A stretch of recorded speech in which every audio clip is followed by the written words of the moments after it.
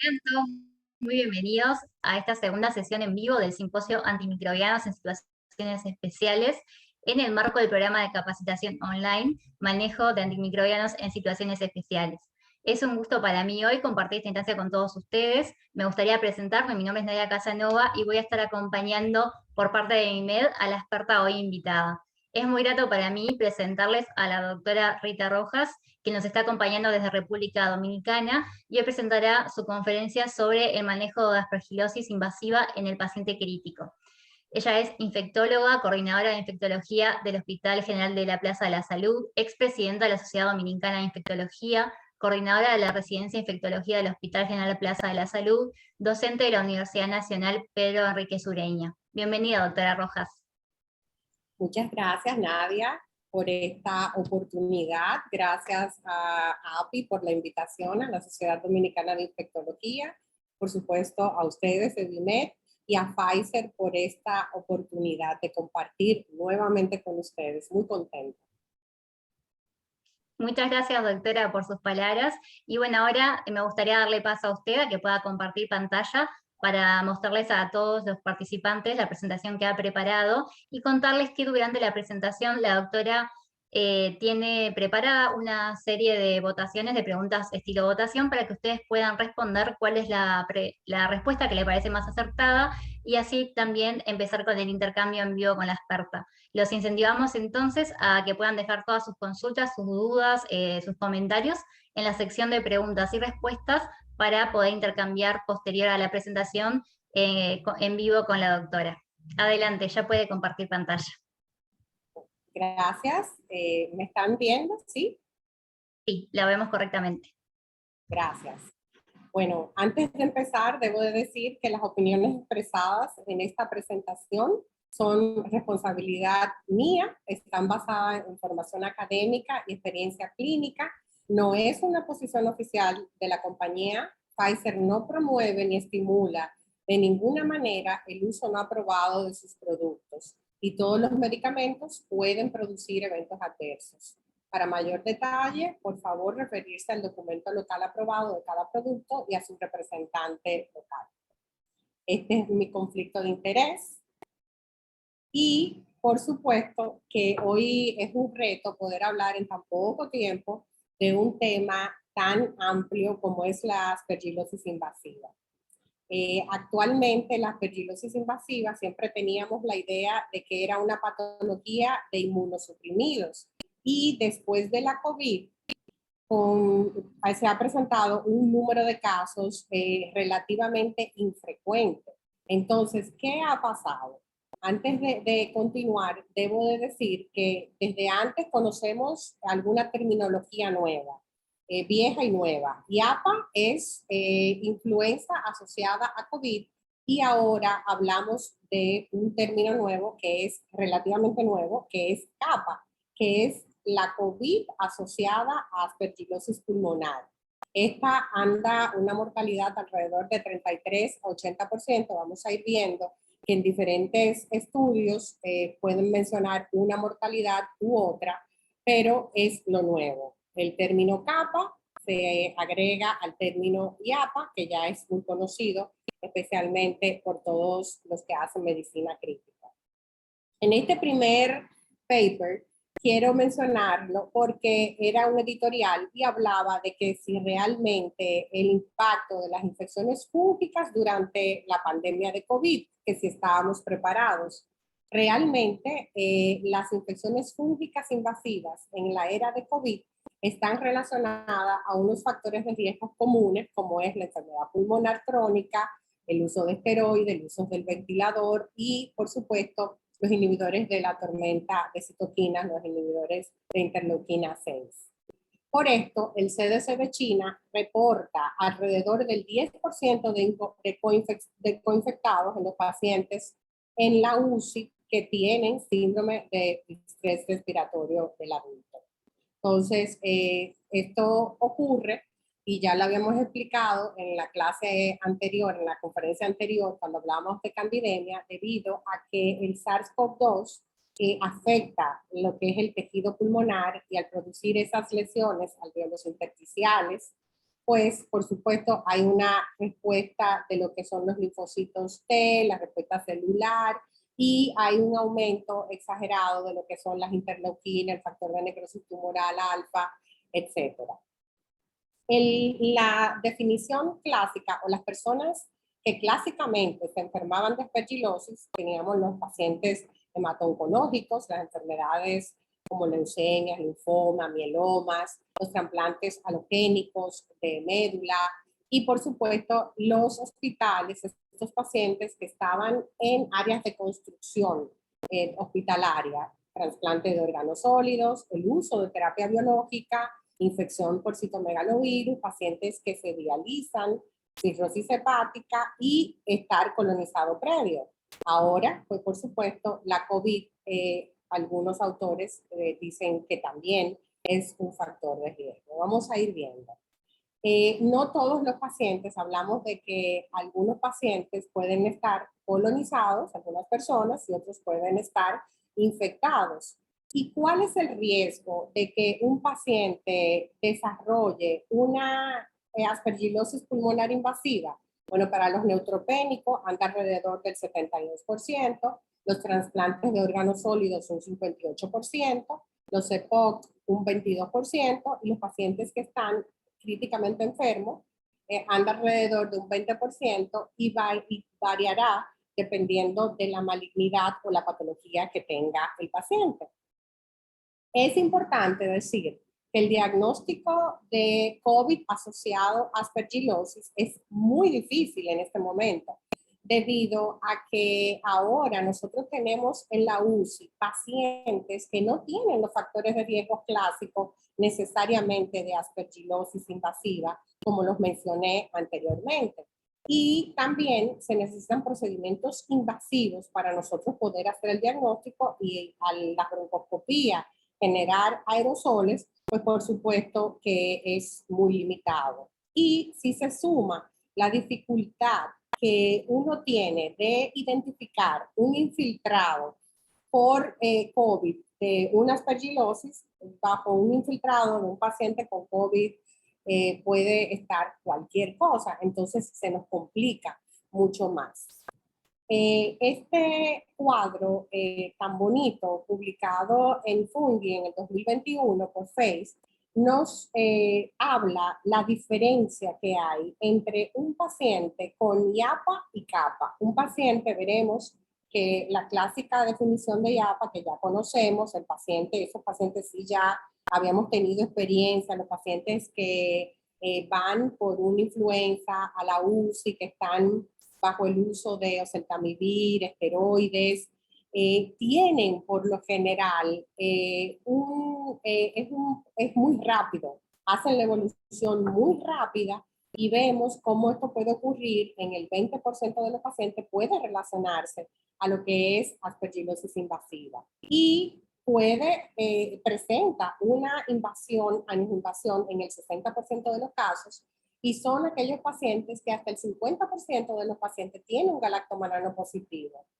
versus el paciente con CAPA, que es el paciente, la COVID asociada a COVID, aspergillus, perdón, donde el paciente está sometido también a corticosteroides, a los inhibidores de la interleuquina 6. Este paciente es un paciente más crónico, desarrolla la CAPA en más días, desde de 3 a 9 días se habla, y que en el 15% de estos pacientes que tienen COVID con aspergillus van a producir angioinvasión también, y el galactomanano en menos proporción va a dar positivo, no en todos los casos. Entonces es bueno tener esto pendiente.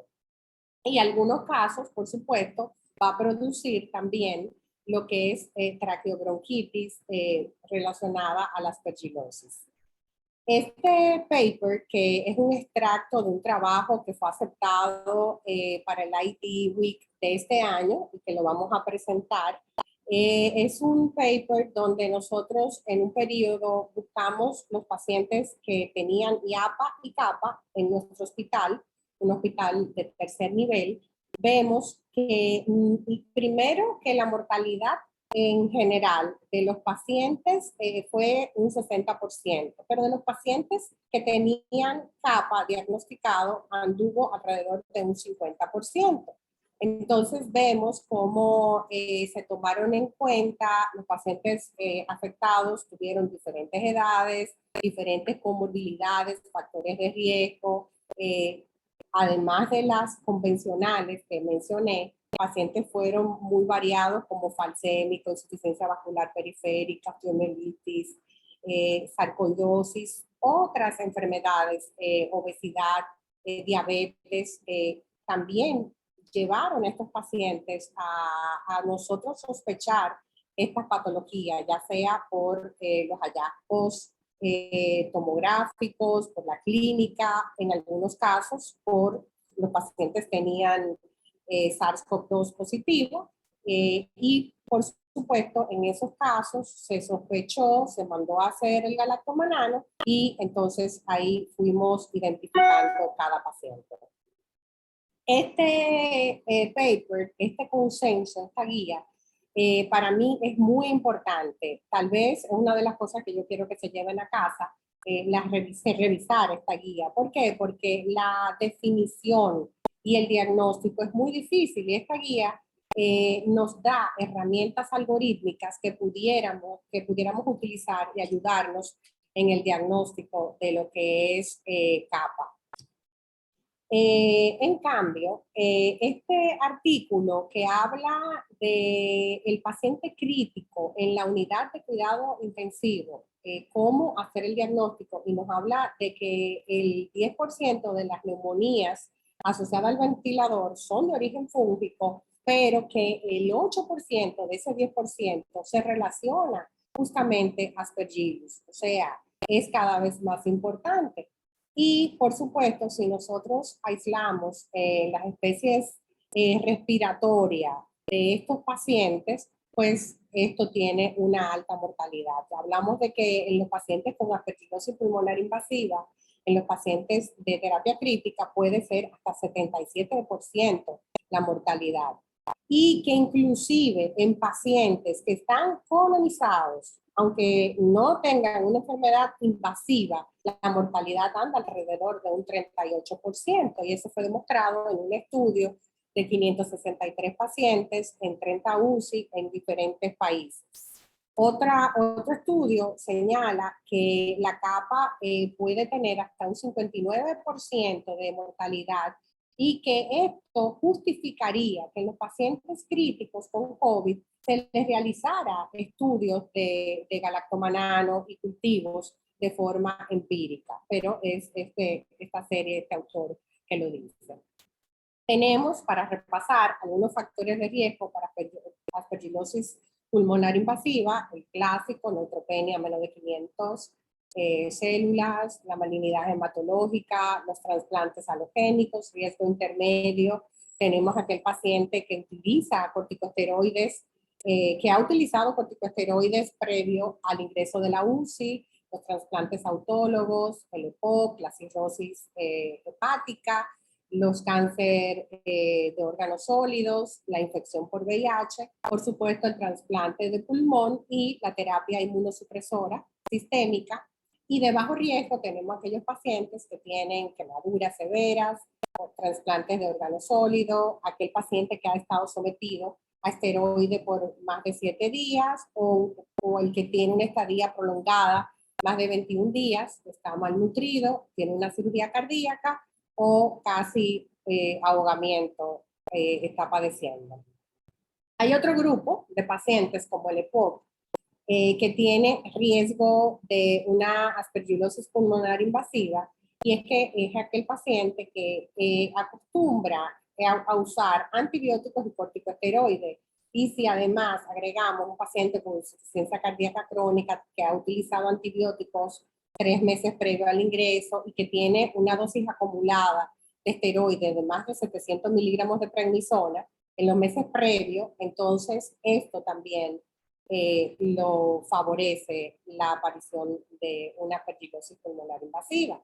Pero hay otro grupo de riesgos, como el uso de los biológicos que como el ibrutinib, que se utiliza para tratar leucemia linfocítica crónica, linfoma de Manto, la enfermedad de Waldenström, también se asoció a un riesgo de aspergilosis invasiva, especialmente cuando se utilizaba con los inhibidores de JAK2, con los inhibidores de JAK, que se relaciona y que se utilizó, que se sigue utilizando en los pacientes con COVID.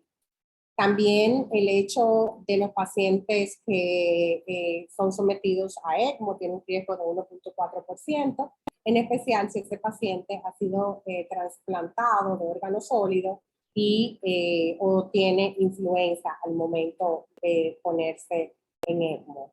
Y por supuesto, el mismo SARS-CoV-2 también habla de una prevalencia de 20 a 35%. Esto varía dependiendo de la serie, pero cada vez tiene más peso.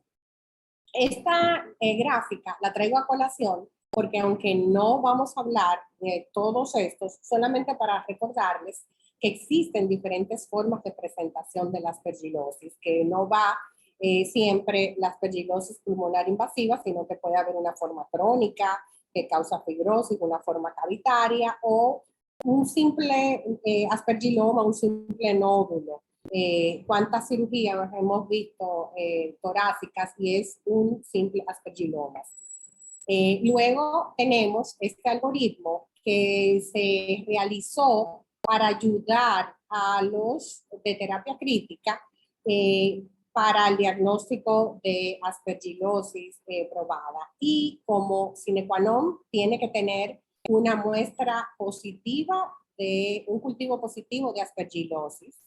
Compatible también los síntomas, una clínica compatible que puede ir desde hemoptisis, desde disnea, desde frote pleural o fiebre después que una persona tiene 48 horas sin fiebre, en la presencia de antibióticos, que todo iba bien, el paciente vuelve a presentar fiebre o dolor de pecho, dolor pleurítico, o si se deteriora la insuficiencia respiratoria, también, por supuesto, acompañado de una imagen tomográfica, y puede ser que tenga el uso de esteroides, o una enfermedad hematológica, o neutropenia severa, o una inmunodeficiencia congénita o adquirida, y en el cultivo de lavado broncoalveolar, y crecimiento de las hifas septadas que son características. Entonces, recapitulando, debe de tener los 4 criterios, especialmente debe de tener el cultivo con el diagnóstico de la aspergilosis. Ahora bien, estos pacientes que tienen influenza asociada a aspergilosis pulmonar complica mucho la evolución de los pacientes críticos que se presentan con síndrome de estrés respiratorio del adulto, y la mortalidad vemos que es más rápido, el cuadro más aparatoso, inclusive más que capa, como vimos, y que no podemos a veces, tenemos incapacidad de clasificar estos pacientes porque nosotros no sabemos si de verdad se adapta a las clasificaciones existentes que tienden a ser un poco complejas, y que por eso es bueno que ustedes los revisen cuando terminemos.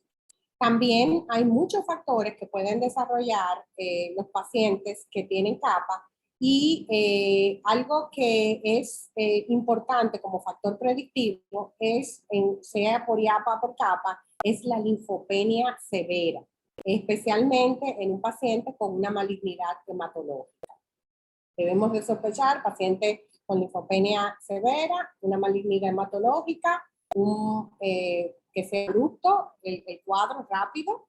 Luego, la parte de que muchas veces de los pacientes que entran a la UCI con capa, síndrome de estrés respiratorio del adulto, no solamente que pueden tener una mortalidad per sí sola elevada, también tenemos que tener en cuenta que los pacientes con IAPA y CAPA, no solamente que se presentan los casos, sino que muchas veces no tienen los factores clásicos que presenté en el primer slide de la enfermedad hematológica, la leucemia, el trasplante, que esté en un área de un hospital que estén construyendo, todos esos factores no necesariamente tienen que tenerlo. Puede ir simplemente por una neumonía por COVID y ahí es que entonces nosotros tenemos que ser más agudos en el diagnóstico. También no está claro y, en esta serie, por ejemplo, de que si por sí mismo la COVID severa es un factor de riesgo para desarrollar la capa o es o es por el uso de los medicamentos que se utilizan para la COVID, como es el uso de corticosteroides o de los inhibidores de la interleuquina 6, como es el tocilizumab. También una cosa importante, como decía, era que los hallazgos radiográficos no son específicos para COVID. Y pensar en capa es importante, por ejemplo, si el paciente tiene nódulos o cavitaciones, no solamente que nuestra mente vaya al famoso signo del halo, también se requiere astucia para pensar en otros tipos de infiltrados y por supuesto se requiere el diagnóstico microbiológico. Entonces, para hacerlo un poquito más interactiva, yo quisiera hacerle esta primera pregunta. Por favor, ¿es necesario el un galactomanano siempre va a estar, si está negativo, descarta una aspergilosis? Un galactomanano negativo descarta una aspergilosis. Vamos a votar, por favor, sí o no. Vamos a ver, denle al botoncito.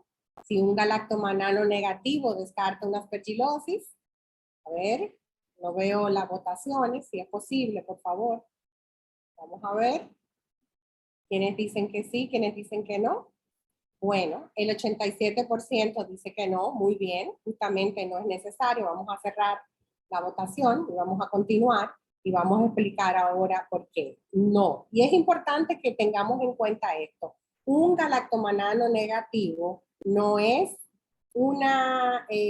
no es mandatorio quitar un tratamiento que iniciamos empírico en la sospecha de una aspergilosis pulmonar invasiva. No podemos hacer nuestro diagnóstico solamente basado en un galactomanano. Y entonces le quiero presentar estos algoritmos que se realizaron y están en la guía que les presenté, de que por favor revisen estos algoritmos, donde ellos dividen y nos invitan a ver cuándo una capa es probable, cuándo es posible, cuándo es probada.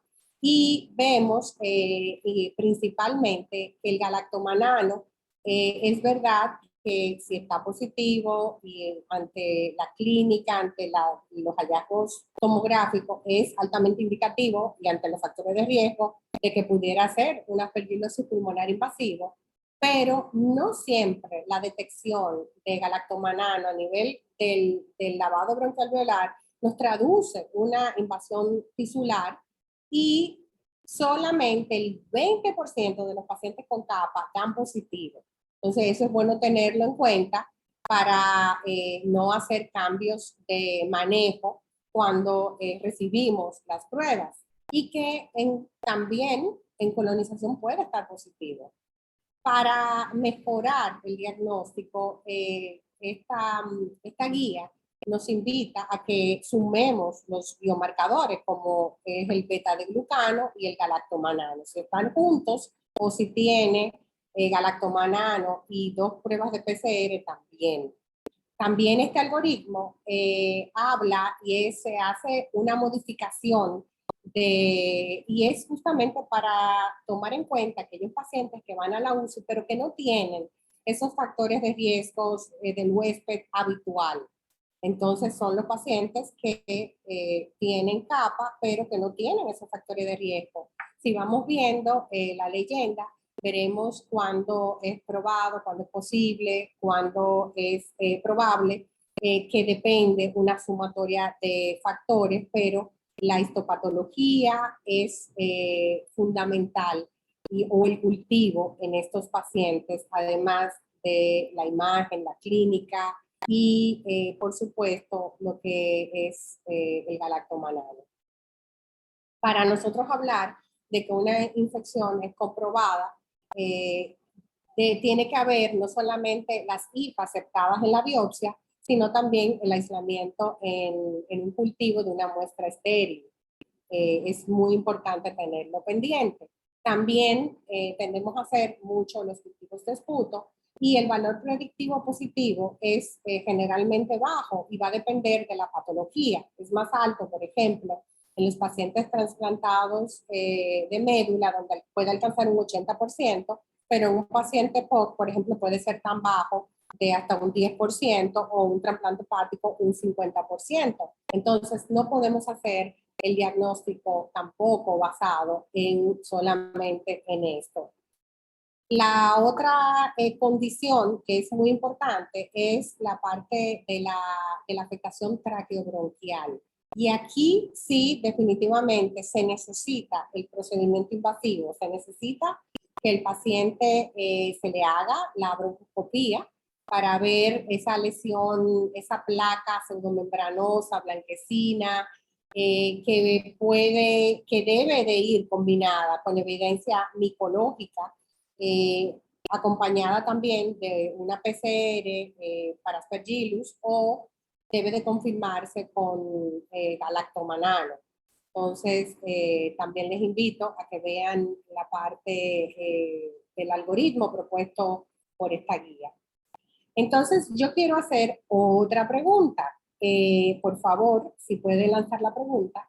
La pregunta es con respecto a si ustedes conocen otro método de detección de galactomanano distinto al de BioRad, que es el clásico que nosotros vemos si una muestra es positiva cuando se tiene mayor de 0.5 o 1 en el líquido, en el lavado broncoalveolar. ¿Conocen ustedes, sí o no, algún otro método diagnóstico de detección de galactomanano, de antígeno? Por favor, vamos a votar.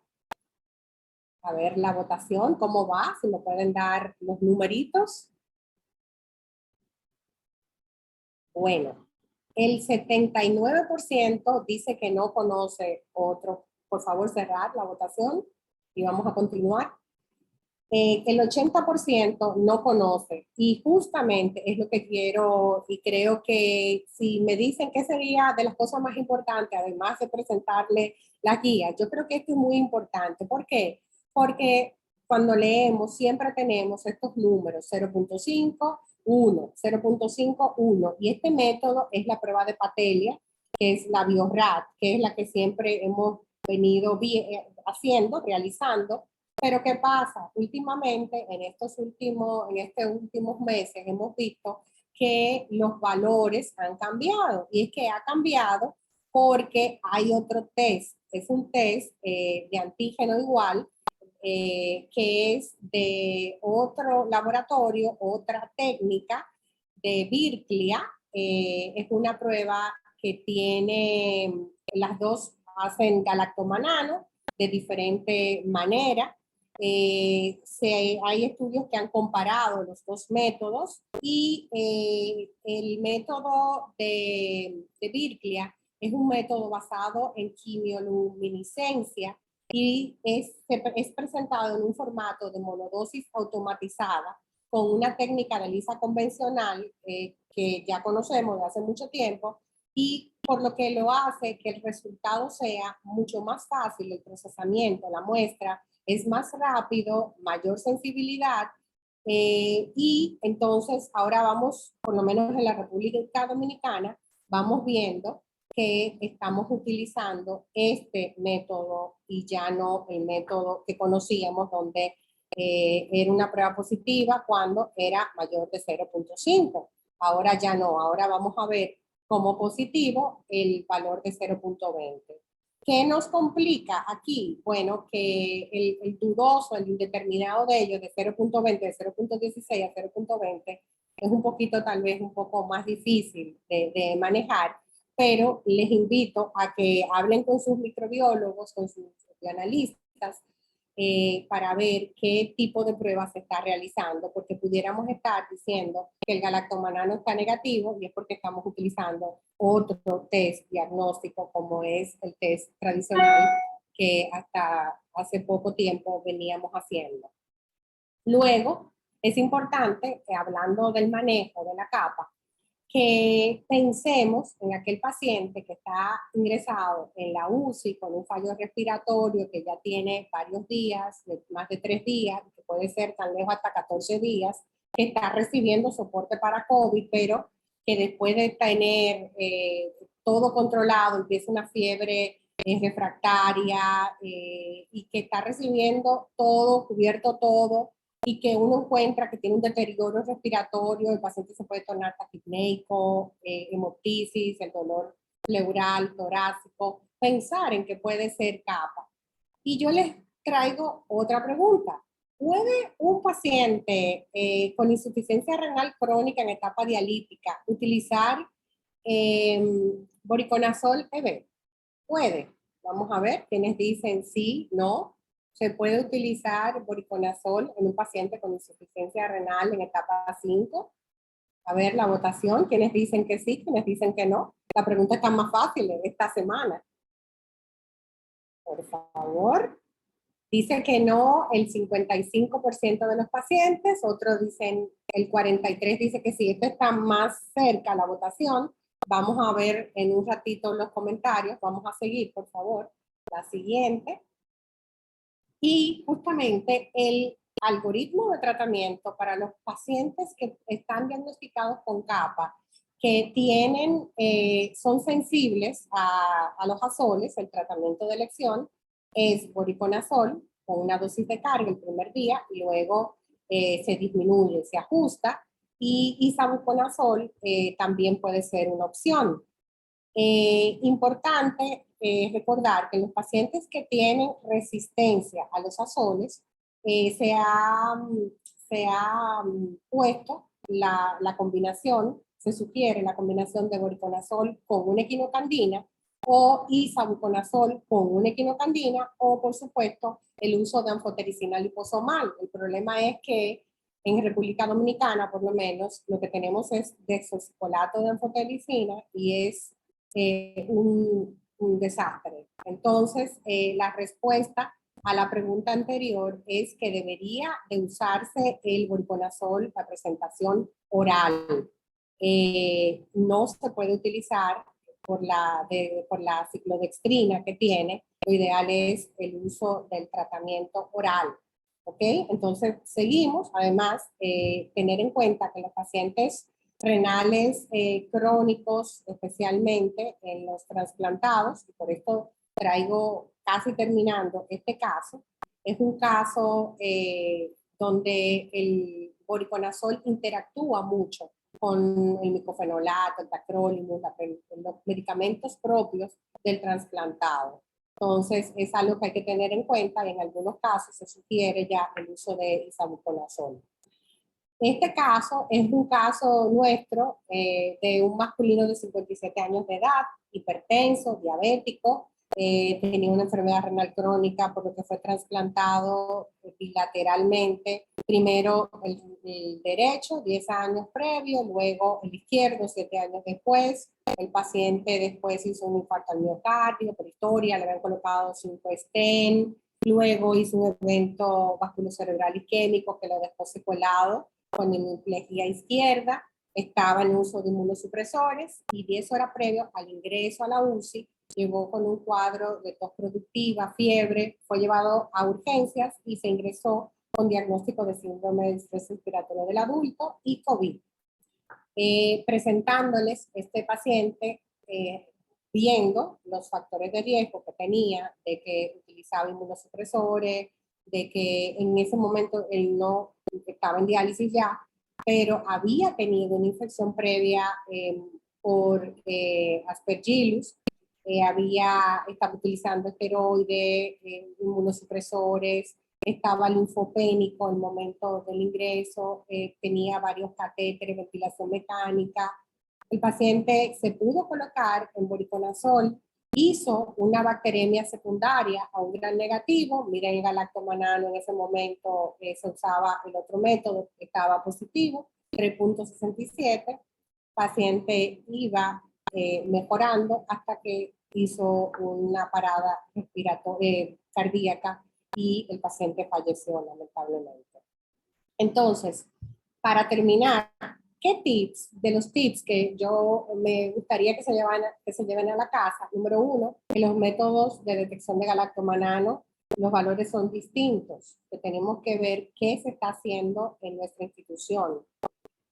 Lo segundo, incentivar, recordar que los pacientes infectados con COVID es muy difícil la realización de procedimientos invasivos como lo que son la broncoscopía o la necropsia por la generación de los aerosoles que nos dificulta el diagnóstico, que también la dificultad de sospechar el paciente con capa, perdón, a nivel radiográfico, a nivel de imagen, debido a la similitud que tiene con los pacientes que tienen neumonía por COVID, que puede ser cualquier cosa debajo de esos hallazgos, y que los cuadros clínicos, el cuadro clínico y los hallazgos de estos pacientes de IAPA, CAPA, aspergillosis pulmonar invasiva, COVID, por sí mismo solo, son muy parecidos. Entonces tenemos que tomar en cuenta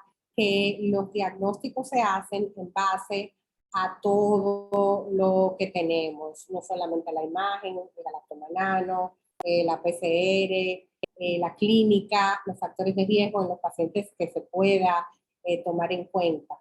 Y recordar, por supuesto, la falta de sensibilidad que tienen las pruebas en los pacientes que no necesariamente, en los pacientes neutropénicos es más fácil, porque es un paciente habitual, pero hay pacientes que no son neutropénicos, que tardan más en presentar cambios y que debemos de sospechar. Entonces, con esto yo sí termino para dejar espacio a las preguntas. Gracias por de verdad quedarse con nosotros. Vamos a ver. Muchas gracias, doctora Rojas, por su conferencia. Nos están realizando algunas preguntas en la sección de preguntas y respuestas, así que bueno, me gustaría invitarlos a todos aquellos que aún no se animaron a hacer alguna pregunta o simplemente capaz que dejar sus comentarios para compartirlos en el vivo, que lo puedan dejar en la sección de preguntas y respuestas, que ahora los vamos a leer. Antes de comenzar con alguna pregunta, me gustaría saludar a todos aquellos que están saludando en el chat de este simposio. Saludos desde Venezuela, Guatemala, Honduras, México, Cuba, Uruguay, Argentina, Bolivia, Colombia, Ecuador, Perú. Bienvenidos a todos, de verdad, por estar conectándose. Bienvenidos a quienes se conectaron hace un ratito. Y bueno, antes de comenzar con las preguntas que se están realizando en la sección de preguntas y respuestas, me gustaría transmitirles a todos un comunicado. Le informamos a todos los participantes que la conferencia de manejo de infecciones por patógenos gram positivos, que va a ser impartida por el doctor David Luna, ha sido necesario reagendarla para una tercera sesión del simposio de antimicrobianos en situaciones especiales, por lo que esperamos volver a verlos para compartir una experiencia enriquecedora de aprendizaje e intercambio en vivo. Será el próximo miércoles 7 de septiembre en el mismo horario, a las 19 horas de República Dominicana. Así que bueno, los esperamos también el próximo miércoles. Y ahora damos paso a una de las preguntas que realizaron. Aquí, doctora Héctor Lora le pregunta: las pruebas más específicas y sensativas de aspergilosis son las moleculares, ¿verdad? Y si el país dispone de esta. El país no dispone de pruebas moleculares para Aspergillus, que yo sepa, hasta el momento. Lo más específico para el diagnóstico es el cultivo o la histopatología, por eso la importancia de que se realicen las pruebas, los procedimientos invasivos para hacer el diagnóstico. Hay otros métodos también, como es el lateral flow, que tampoco tenemos, por lo menos en República Dominicana. No sé de dónde nos acompaña Héctor. Muchas gracias por la pregunta, Héctor. Héctor, le invitamos a que deje su comentario tal vez en el chat de dónde nos está acompañando para que podamos saber cuál es su país de origen. Continuamos entonces con la siguiente pregunta de Yesina. Le consulta, doctora, ¿la utilización de múltiples antibióticos puede hacer que el paciente sea más susceptible a aspergilosis? Bueno, la pregunta es sí. A ver, sí, porque también puede dar falso positivo a los pacientes que utilizan la prueba de galactomanano, lo que es la piperacilina, tazobactam, amoxiclavulanato, es algo para tomar en cuenta, tomarlo en cuenta. Además, el hecho de que un paciente dure más de 5 días en una unidad de terapia crítica también predispone a otro tipo de sobreinfecciones secundarias. Y recordar que eso es un paciente que ya de por sí tiene diferentes vías, catéteres arteriales, venosos, centrales, ventiladores, etcétera, etcétera, etcétera. Perfecto, doctora. Muchas gracias por su respuesta. Yesenia también le consulta, ¿qué medidas de prevención podemos tomar en este tipo de pacientes post-COVID que se encuentran en la unidad de cuidados intensivos? Bueno, dentro de las medidas más bien es tomar en cuenta los hallazgos, los factores de riesgo, lo que es, no es lo mismo un paciente con una displasia hemato-oncológica, un paciente con una leucemia o un paciente que venga de un hospital que están construyendo, por lo menos en nuestro país todo el tiempo están reconstruyendo las unidades, un paciente que se dialice, llevar en cuenta lo que son los factores de riesgos y los tipos de infiltrado. Hemos hecho, yo pienso, que un máster viendo tomografías, la importancia también de cuando un paciente empeora, repetir lo que es la tomografía y no quedarnos también con un solo galactomanano. El galactomanano puede repetirse, debe de repetirse en los pacientes donde nosotros sospechamos, porque inicialmente pudiera estar negativo y después positivizarse. Perfecto, entonces continuamos con una pregunta de Tiana. Buenas noches, doctora. Excelente conferencia. Recientemente se ajustó la dosis de voriconazol para pacientes pediátricos con diagnóstico de aspergilosis. ¿Algún comentario al respecto sobre la dosis de pediatría? No puedo, lamentablemente no puedo contestar. Tendría que buscar la respuesta porque atiendo adultos y cuando tendría que buscar la respuesta realmente para saber la dosis tope y eso. O sea que le debemos su respuesta. Muchas gracias por la pregunta. Continuamos. Gabriela le pregunta, ¿cuál sería el tiempo óptimo de tratamiento con voriconazol en capa? Bueno, mínimo el tratamiento de una aspergilosis es de semanas, meses, 3 meses, 4 meses. Entonces va a depender, no podemos antes, no es lo mismo, podemos hacer un tratamiento intensivo mientras el paciente esté en la unidad y después hacer el switch al tratamiento oral, que es una de las ventajas que tiene el voriconazol. Tomarlo en cuenta, no necesariamente tiene que quedarse con la presentación endovenosa, ni tiene que quedarse ingresado el paciente 3 meses, 4 meses para manejarse. Muchas gracias y muchas gracias también a todos aquellos que se están animando a dejar sus comentarios y sus consultas en la sección de preguntas y respuestas. También nos están dejando comentarios en el chat de excelente contenido y muy actualizado, excelente ponencia, saludos de Uruguay, saludos. Continuamos con las preguntas ubicadas en la sección de preguntas y respuestas.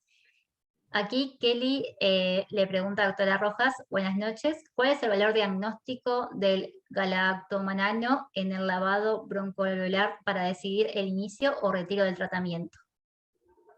El galactomanano no puede ser lo que nos dicte la conducta de sí retirar o iniciar un tratamiento. A ver si me explico un poquito. El galactomanano en el lavado broncoalveolar, si fuera por el método tradicional que utilizamos, el de Patelia, es 1, mayor de 1. Fíjense que hasta el punto de corte era distinto al de suero, que es 0.5. Entonces, si uno tiene histopatológicamente, o por ejemplo, es una traqueobronquitis y tiene la lesión, tiene el galactomanano positivo, tiene la tomografía, es un paciente que no debemos de quitarle el tratamiento o no debemos de dejar iniciar o retirar un tratamiento porque el galactomanano no esté positivo, porque ya vimos que no necesariamente tiene que estar positivo, no se positiviza en todos los pacientes, solamente en una minoría. Si el paciente tiene IAPA, hay mayor posibilidad de que esté positivo el galactomanano. Perfecto, continuamos con otra de las preguntas que están realizando. ¿Puede explicar un poco más sobre antibióticos para aspergilosis? No existe un antibiótico para aspergilosis.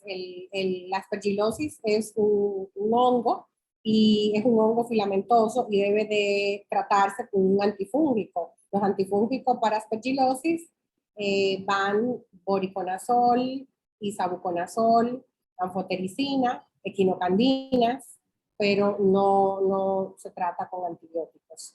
No es, tal vez, a ver, como hemos hablado de antibióticos y aspergillus, es el paciente que tal vez se sobreinfecta en una terapia de crítica. Entonces ahí sí pudiera, no es una contraindicación utilizar antibióticos si el paciente tiene, por ejemplo, como el caso que presentamos, que tiene una infección, una bacteremia por gran negativo. Por supuesto que había que poner el antibiótico, aunque tuviera un diagnóstico de capa.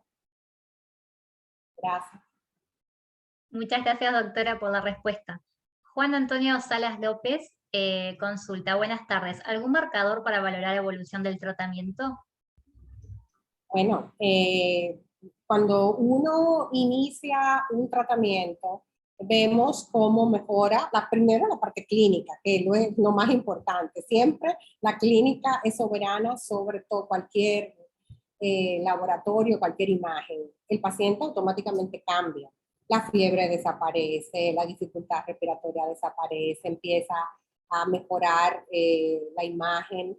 El galactomanano va disminuyendo también en algunos de los pacientes, no tan rápido, igual la imagen, no hay una imagen, un cambio de imagen tan rápido, y muchas veces tenemos que pasar esos pacientes a la sala con cánulas de alto flujo y hasta para la casa.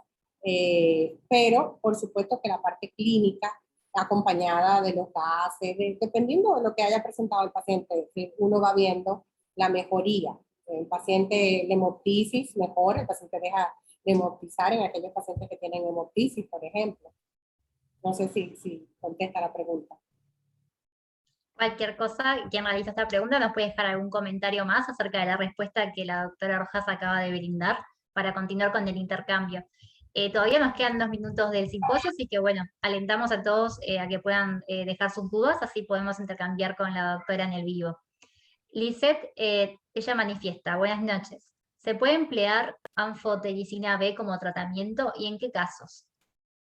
Sí se puede, especialmente en los pacientes donde hay resistencia a los azoles, pero no sé de dónde habla. Si es de la República Dominicana, por lo general es de desoxicolato de anfotericina, y la verdad que los efectos adversos, el precio, la forma de administración, es un dolor de cabeza para nosotros. Entonces, yo estaría inclinada más al voriconazol porque se hace el switch, la terapia de cambio es más fácil, mucho más fácil, y nosotros no tenemos isavuconazol, que pudiera ser la otra opción, no lo tenemos tampoco. En América Latina sé que otros países están como nosotros. Buenísimo, muchas gracias por su respuesta. Aquí Marta Aparicio comenta, buenas noches, excelente presentación. ¿Qué alcance tienen ustedes para realizar el diagnóstico de IAPA en las primeras 72 horas de ingreso de un paciente en UTI? Bueno, ha ayudado mucho el uso de los paneles moleculares. Hay un panel multiplex que tiene influenza, o también las pruebas rápidas de influenza se hace automáticamente, prácticamente. Por alguna razón, no me pregunten cuál, nos fuimos poniendo una camisa de fuerza y al principio a todo el mundo se le pedía, pero después, por lo menos debo de reconocer una oportunidad de mejora. Fuimos más tímidos en lo que, y ahora todavía tal vez un poco más, en lo que es la solicitud de la prueba de influenza. Ahora que todo el mundo anda sin mascarilla, de nuevo, como que si el COVID se acabó, ahora, por supuesto, tenemos que pensarlo más. Yo creo que es mandatorio. Una prueba, aunque no sea molecular ni de un multiplex, es mucho más costosa. Una prueba rápida sí puede ayudarnos a definir la evolución tórpida que pudiera tener ese paciente e iniciar un tratamiento concomitante es de vital importancia. Muchas gracias, doctora, también por esta respuesta a esta pregunta. Continuamos con algunas que nos quedan en estos minutos. Alejandra Lorena le consulta, doctora. ¿Qué cantidad de tiempo dura el tratamiento con antifúngicos a pacientes con aspergilosis? Gracias. Ya esa pregunta la contestamos anteriormente. Dijimos que puede ser 3 meses, 4 meses. Pero en la UCI, en lo venoso, solamente hasta que esté ahí, ¿eh? Después se va cambiando. Perfecto, sí, esta respuesta se relacionó con otra que se comentó anteriormente. Así que bueno, pasamos con las últimas que nos quedan. Cualquier cosa también incentivamos que en estos minutitos que restan, todos aquellos que se quedaron con alguna duda o algún comentario lo puedan hacer, así lo podemos leer en el vivo. ¿Cuál es el estudio que más nos recomienda usted, doctora? Muchas gracias por su conferencia. Wow, es una pregunta difícil, pero creo que las guías, la que mencioné, la que está solo en un slide, creo que es la mejor porque es una guía y tiene mucho algoritmo que pudiera servirnos. La verdad que leer de una sola fuente en una patología como esta es sería muy pobre, pero creo que sería un buen inicio tal vez, sobre todo si la persona hace terapia crítica o atiende pacientes hemato-oncológicos. Muchas gracias. Aquí el mismo participante pregunta, si el valor diagnóstico galactimanano da negativo, ¿qué recomienda usted? Si seguimos ante la sospecha, repetir. Repetir, el galactomanano no es una prueba que se deba de realizar solamente una vez, se puede realizar varias veces, sobre todo en un paciente neutropénico. Es aquel paciente neutropénico que tiene más de 7 días, neutropénico y que tiene tal vez si nos dieran la oportunidad también de hacer más tomografías, no, tampoco requiere una sola tomografía, requiere más de una tomografía, porque recordar que la invasión, el aspergillus, la aspergilosis pulmonar invasiva, hace afectación bronquial y alveolar. Entonces, a veces, de forma temprana, en un paciente neutropénico es más rápido, pero hay pacientes que tardan más en positivizar galactomanano, ver la imagen. Entonces, por eso se recomienda repetir lo que son la imagen y el galactomanano. Muchas gracias, doctora, por su respuesta. Vamos entonces con la última pregunta de este simposio. ¿Los tratamientos por aspergilosis pueden variar según las sintomatologías? Bueno, qué pena que no puse otro caso que tenía. Por supuesto, cuando yo decía, y hay cirujanos torácicos que agradecen encontrar un aspergiloma o un nódulo, o por ejemplo, algunos pacientes han sido operados de tumores y son aspergilomas a nivel cerebral.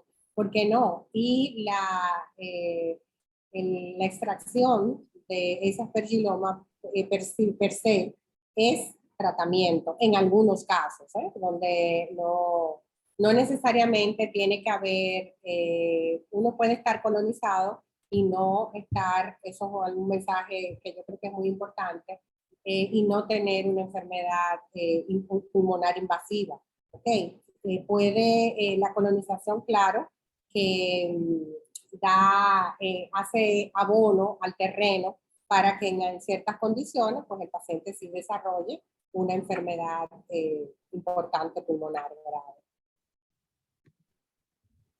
Muchas gracias, doctora. Entonces, con esta última pregunta vamos a dar cierre a lo que es este simposio, pero antes me gustaría comentarles muy rapidito un poco cuál es la modalidad del curso de manejo de antimicrobianos en situaciones especiales, contarles que se va a desarrollar de manera virtual. Cada participante autogestionará su cursada en el marco de 3 meses, del 26 de julio hasta el 26 de octubre, por lo cual aquellos que aún no se inscribieron al curso lo pueden hacer. Podrán ingresar al campus online del curso en cualquier momento, desde cualquier lugar, y avanzar en su progreso educativo acorde a sus propios tiempos y necesidades educativas. El curso se encuentra orientado a profesionales interesados, residentes y alumnos avanzados que asisten a pacientes con enfermedades infecciosas de difícil manejo. Me gustaría entonces cerrar este simposio agradeciendo la participación de todos a través del chat. De verdad, sus dudas han sido muy participativas. Muchas gracias, doctora Rojas, también por el intercambio y por participar de esta segunda sesión del simposio. Le doy paso a que pueda decir unas palabras de despedida. Bueno, agradecer de verdad la participación. Me siento muy honrada de que de tantos países nos acompañen, de verdad que sí, muy honrada, esperando que nos acompañen el próximo miércoles, donde el doctor de Luna seguro traerá una conferencia magistral, como él acostumbra. Y nada, aquí estamos, cualquier cosa, tienen en el último slide mi contacto, con mucho gusto puedo contestar cualquier pregunta que haya quedado. Gracias a Evimed y gracias a usted por la moderación. Muchas gracias, doctora Rojas. Un placer haber compartido esta segunda sesión también con usted. Y bueno, esperamos verlos a todos en la tercera sesión del simposio, que será el miércoles próximo 7 de septiembre. Y bueno, muchas gracias a todos, buenas noches y esperamos verlos pronto. Hasta luego.